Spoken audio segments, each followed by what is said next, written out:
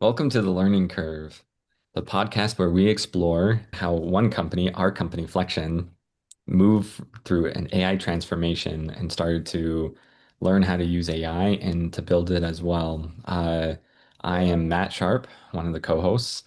And I'm Holly Fake, and I just learned today that if you use your hands really well, people like you more. So, fun tip. Joining us today, we have James Herr and Arthur Morrow. Would you guys mind introducing yourselves? Sure. You want to go first, Arthur? Yep, I am Arthur Morrow.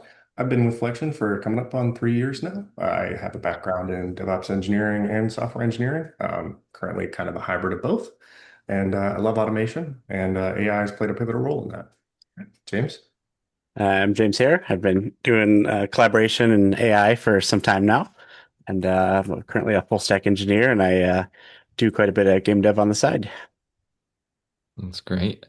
So, can you tell us a little bit? You guys are sort of on the same team, right? Could you tell us a little bit about what you guys do here? Sure, I can take that first, Arthur, if you'd like. Yeah. On our team, we and kind of all reflection, we do what we call ensembling, which is a type of mob programming or software teaming, where we all work on the same thing at the same time in the same space. So there's usually two to three of us working on one task, and we may or may not rotate. So there might be a navigator, there might be a driver, and we'll kind of do a pass the keyboard style approach. Um, yeah. Any further words on that, Arthur? No, I don't think so. That about sums it up. A lot of what we do is primarily collaborative work, right? It's ensembling. And, you know, in the grand scheme of things, especially with code involved, two heads is often better than one, especially with detail-oriented tasks. So, at a lot of tech companies I've seen and been at, most people just code by themselves. At most, they might pair program a lot. Ensembling is kind of taking pair programming and going a step further. What are the benefits of ensembling versus just regular programming by yourself?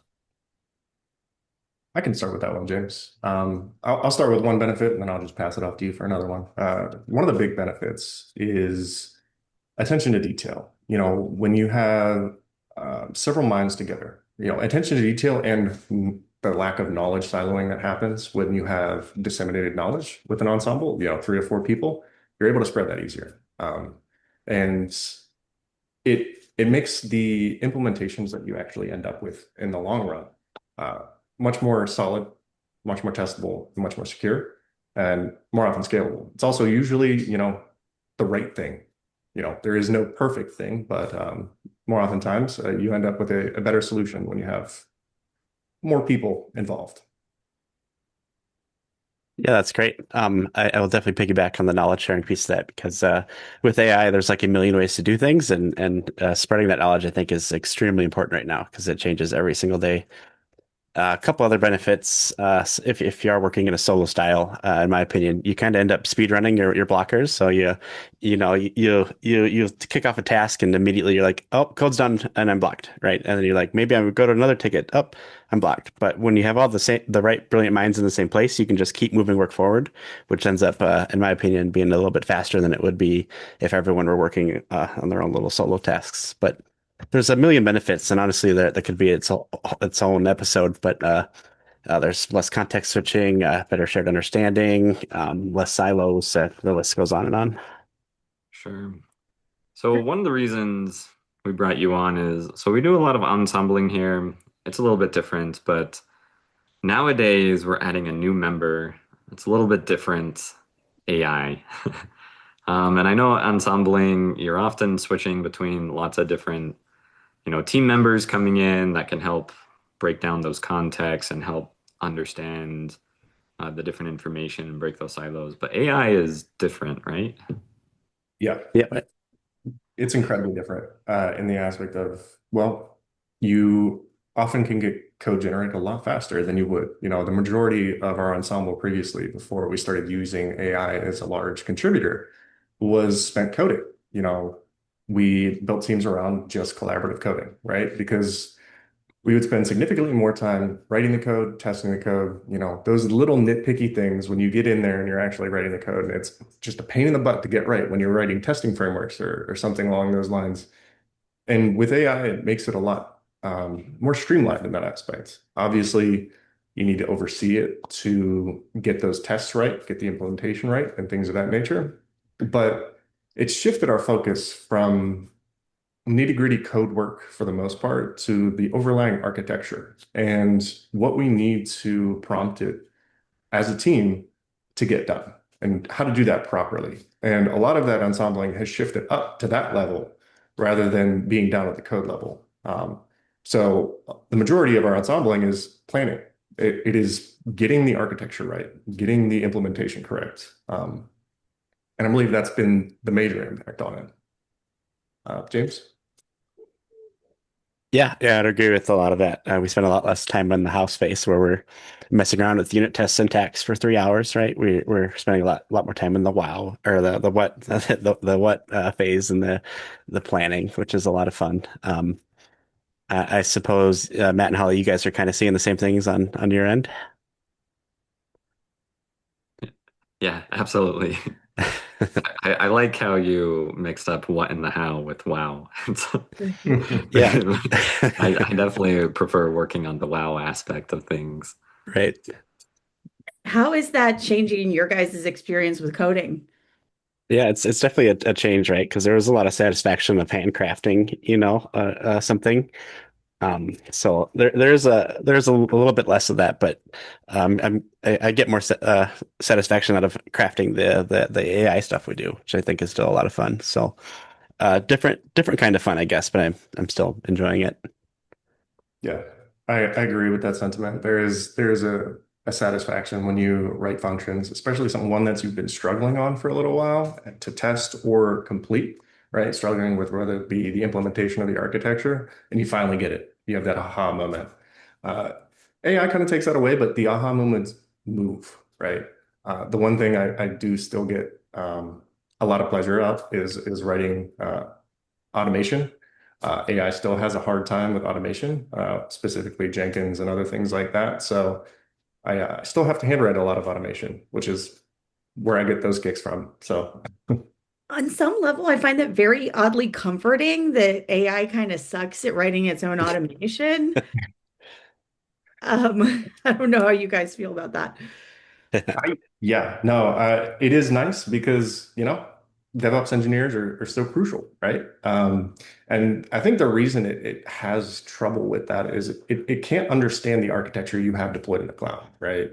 So it can't understand the external libraries you have dependencies on that you import into your automation scripts, frameworks, things like that, and fully get a picture of what you exactly want to do, like it can with a code base, like a monolithic application, right? Because you have everything right there. You have a context and it's all right there for it to read and go do whatever it wants to. But when you have everything kind of strewn about, right, and organized chaos, as someone called it, putting something together with popsicle sticks. Um, Claude doesn't do a great job with that, or AI tools don't do a great job with that. Yeah, I think give it time, it'll just keep getting better and better, So I think it's important to stay ahead of the wave, so then we don't have to ingest a giant learning curve when the time comes. Absolutely. Well, and I'm sure Matt will speak to this, but like just the data interoperability being such a key component to making these models even better. And then that gets into my zone of like, there's a lot of politics with these different repositories. And how do you navigate that? I mean, we're living that day by day on our project, aren't we? Yeah, absolutely. So I want to take a step back. For those who've never ensembled, they might not know what this looks like. And if you're thinking about ensembling with AI and you don't know what it looks like, you might be thinking, well, okay, you have five people on a Zoom call and they're all crafting a prompt together and then just waiting for it to come back with results and then doing it over again. It's a little bit different than that, right? Yep. You want to take that first, Arthur, or you want me to take a swing at it? Go for it. Yeah, I think what that's going to look like is going to vary group by group, and a large responsibility for that that Ensemble is to figure out how to do that effectively. For our group, we rotate. So yeah, we might handcraft the prompt. Maybe I'll do it for 5 minutes, and the next person will do it for 5 minutes, and we'll just keep everyone engaged that way. And then for at least for my group, what we'll do is instead of just sending it and and going to lunch, we'll kind of we do the human in the loop approach where we take the small feedback chunks and we're like, all right, it's changing this file, it's going down this path. Is that kind of what we want? Is that what we're thinking? And then we'll adapt based on what we're seeing. So maybe it's implementing a new design pattern. It's like, well, you missed this one over here, so let's take a step back and let's do this. We don't want to write a whole new authentication pattern, or whatever the case. Yeah, and I think that touches on the core component of just ensembling. It's bringing your team together and understanding everyone has valuable ideas and using your tools at your disposal, AI, Claude, to implement those ideas in an effective manner.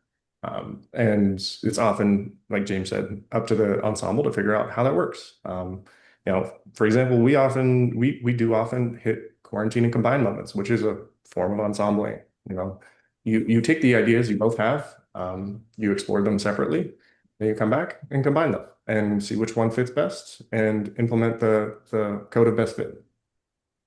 Yep. Yeah, I'd say before and after AI experimentation was kind of a big superpower among teams, right? Like Yeah. like he touched on there. Like you maybe walk multiple paths where we each send off a different prompt, I think that's an important aspect of it.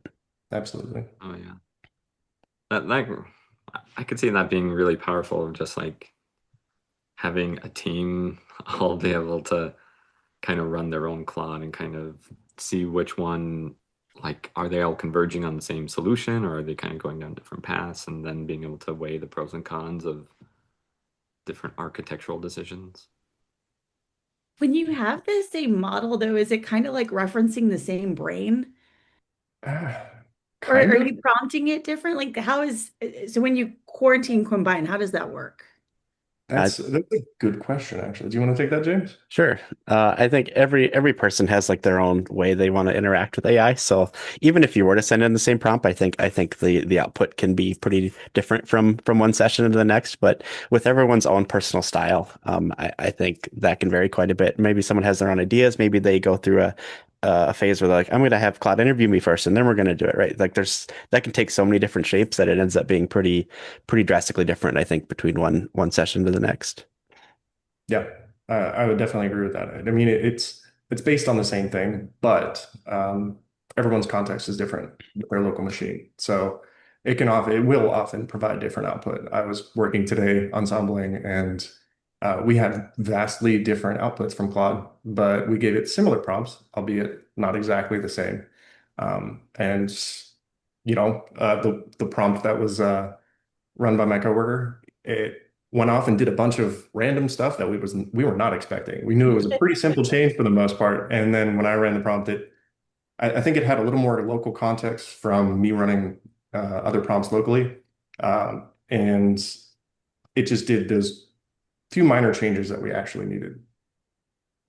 Okay. Yeah, that's pretty powerful. I think what I'm seeing is one of the powers of ensembles is the fact that you're essentially collaborating before like as you write the code, because most companies essentially their collaboration happens after, right? They write the code, they submit a PR, then maybe someone more senior, that's finally when they enter collaboration and they start to review the code and say, oh, you did this all wrong. And what a lot of companies right now are seeing is this big problem where it's really easy to write code. So now junior engineers are writing 10x the amount of PRs, and things are limited by how many PRs the senior engineers can review. And that's obviously not necessarily the part they enjoy the most. And so they're kind of getting burnout. Is ensembling, are you able to keep the quality as high, by being able to collaborate going in before the PR? Or how is that looking? Is it the same problems? Yeah, it's a good one. You want to take a swing at that, Arthur, or I can give it a go. Yeah. I think the quality absolutely improves with ensembles because it doesn't matter who's in the ensemble. Generally, you're going to have a senior engineer, of course, but not always. However, even with two junior minds, you all have different ideas and you have different eyes for details. You notice within even ensembles, 3, 4, 5 people, everyone has a different kind of eye for detail. And they're going to pick up on things that you may not pick up on personally, or your coworker may not. And that's key to producing quality code, especially with AI, because you're producing a lot of code really quickly. And when you only have one specific keen eye for detail, like I'm really good at reading through magic strings, which comes with DevOps engineering, right? I can nitpick those really well. We have someone else who's really good at reading through Java code, right? And they can pick out details quickly that I wouldn't be able to pick up. So those kinds of things actually produce a lot more quality code and don't require as extensive a review once they're put up in a PR. Yeah, I would definitely echo that because you have all these minds that are constantly reviewing the PR the whole time. So this is going to vary by team size, but the need for their PRs kind of falls off, right? Because you already have four people that are like already experts on this particular PR. So that's four code reviews you have right there. So you can ship that right away. You don't need to have another meeting to explain it to the rest of the team, right? Or like, the senior, you don't have to pitch it. It's just everyone's on the same page and it probably has pretty decent quality, so you can just send it. Yeah. And that's actually a really good point you brought up, Matt. And I had a question associated with that. Since you've been in AI for a while, have you noticed, obviously people burning out over PR reviews because people are producing a lot of PRs is a side effect of heavy use of AI. Have you noticed any other side effects of AI at a larger scale since it's been heavily adopted? Yeah, I think I think there's a lot of aspects of it. I mean, to a certain extent, some people are having increased satisfaction, right? Because diving into the syntax wasn't their favorite part. They really like to think about the high level details and kind of the orchestration and design.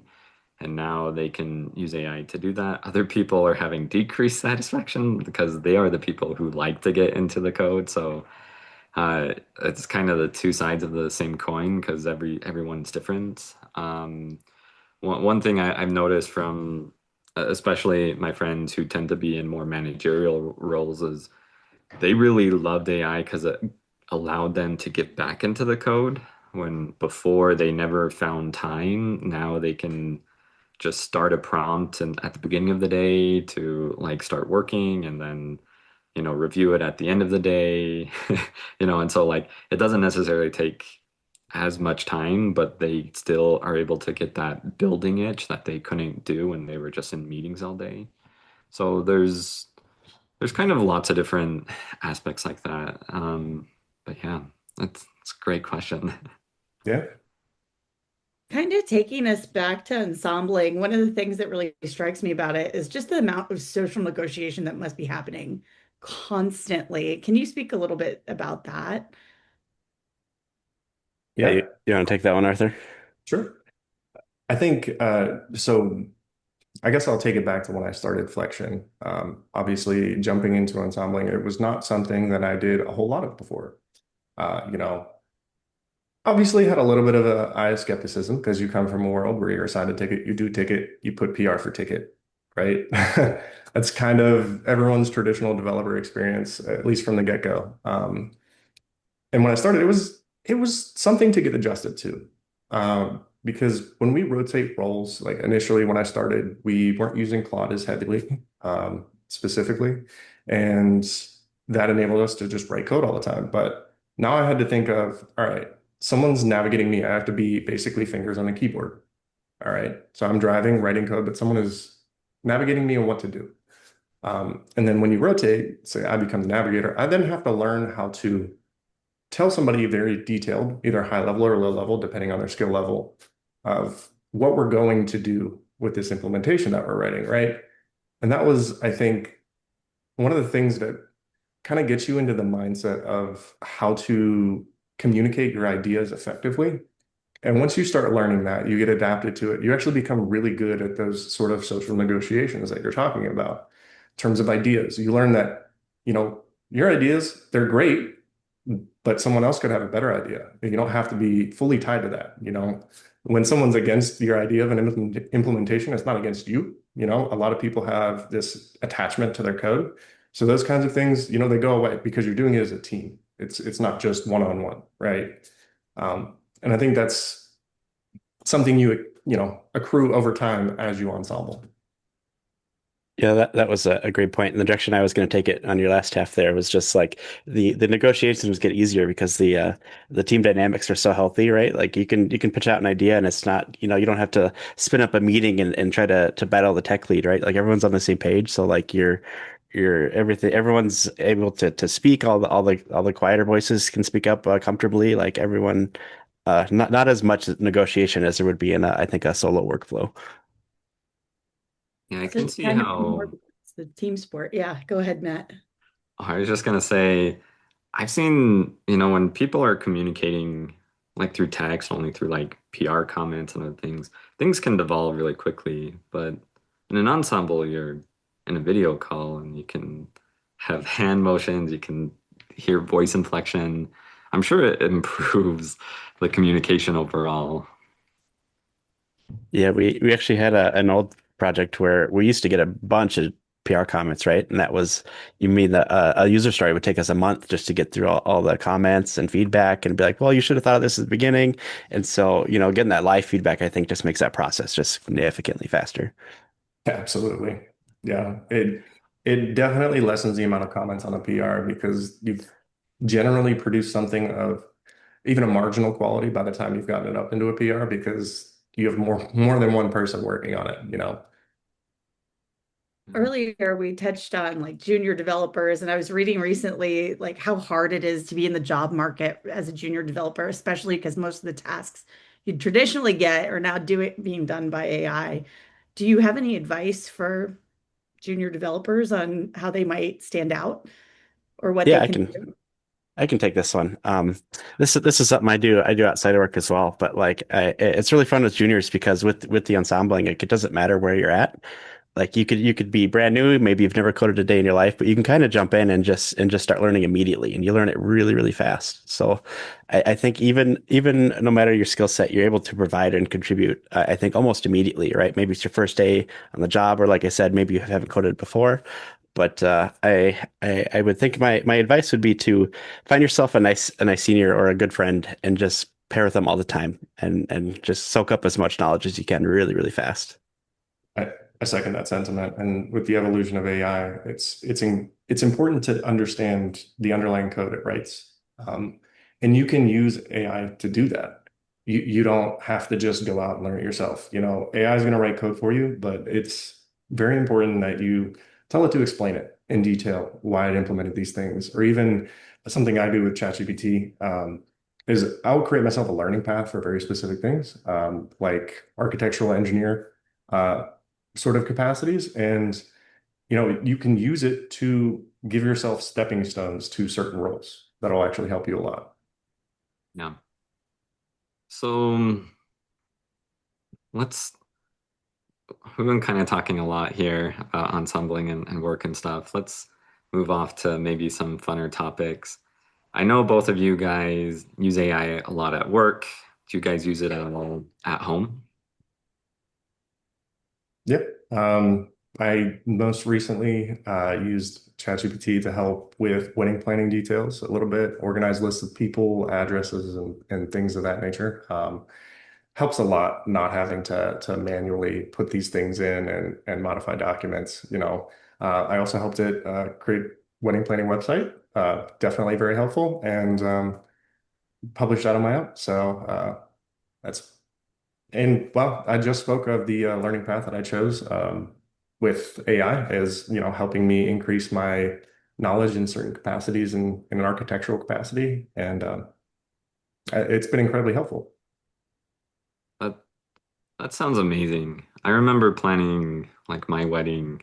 It was so much work, and a lot of it is general toil, like you said, like just getting cards ready, sending them out. I imagine AI was super useful for that. I know I've used it to like create birthday cards and things like that. So, but yeah, a wedding, that sounds amazing. Did anything Yeah. surprise you in using it to do your wedding planning? Not really. I think the amount of people involved with wedding, including vendors and things like that, definitely like I've not really been part of weddings. I mean, full clarity, like I've never had a wedding, I've never been part of a wedding, so I really didn't understand how many people were actually involved other than myself, my fiance, her parents, and my parents, right? But there's a lot of people. So nothing about the technology surprised you, but everything about the Yeah, event. yeah. For the most part, it was all about the event. Yeah.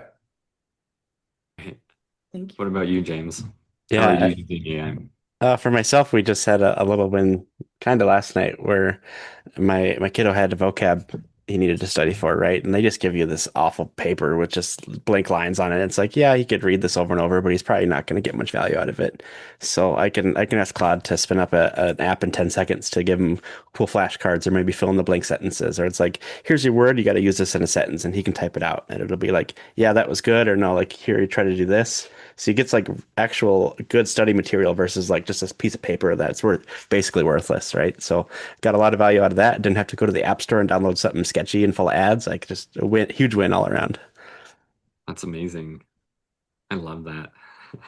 How about you guys? Do you guys use AI in a personal capacity?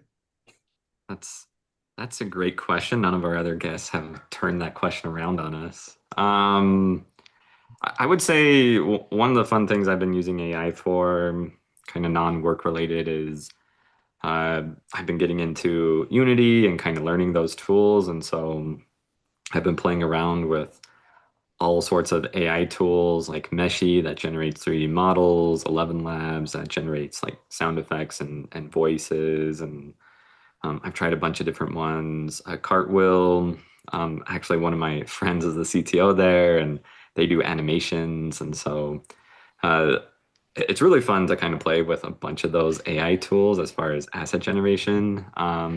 They're not at the same level as as text generation is, but they're getting really good really quickly, and so it's really fun to kind of explore those tools and see how they're improving.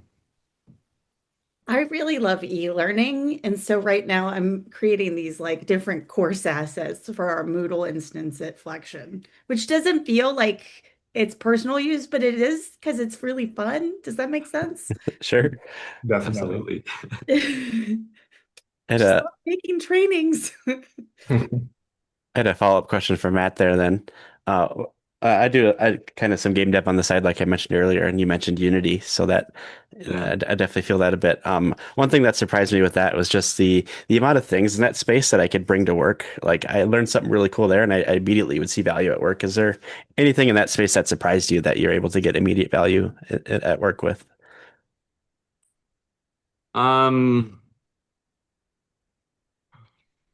so yeah, when you say surprise, it's I think what's most surprising is when you get used to a certain domain of AI that is really far advanced, and then you move into a different domain that isn't as far advanced, there's there's kind of this, jarring experience of being like, wait, why isn't this good?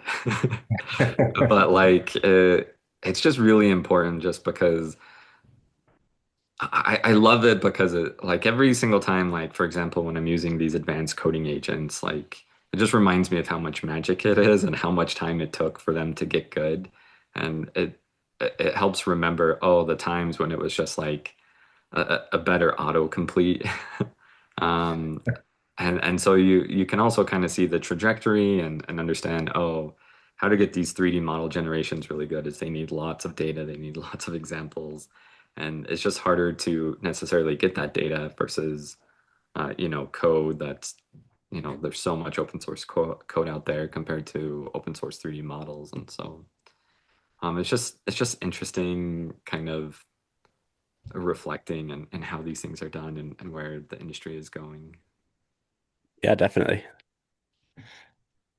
Um, I think this has been a really great episode for now. We're running up towards the end of time. Do we have any key insights from this episode, Holly? Oh, Well, I think we spoke a lot about ensembling and we spoke about how AI has kind of changed that practice. One, we talked about what ensembling is, but then also how our AI agents have influenced the interactions between people and how it's changed the games in some ways and it's made it more people first in other ways. We talked about, would you agree with that? Absolutely. I think Especially with that the way we've implemented it, it sounds like. yeah, it feels like taking a people first approach can help unbottleneck a lot of the annoyances other people are having, especially when it comes to overloading certain individuals, PR, burnout, among kind of the different problems. And so if you're facing those type of issues, try ensembling. It seems like a great solution. Absolutely. I think it's our superpower, and I only see it getting stronger as AI keeps evolving. Yep. Absolutely. It's important, like I said before, there used to be a bunch of collaborative coding. It's important to understand that development isn't just the coding aspect, right? It is the planning, it is architecting the solution, and it is implementing the solution. So when it comes to collaborating with AI, definitely keep ensembling in your pocket because it's going to help you in the long run. Cool. All right. Well, for the audience, thank you for joining in and listening to us talk about ensembling in AI. I hope it was informative and enjoyable. If so, please hit that like and subscribe, and we'll see you next episode.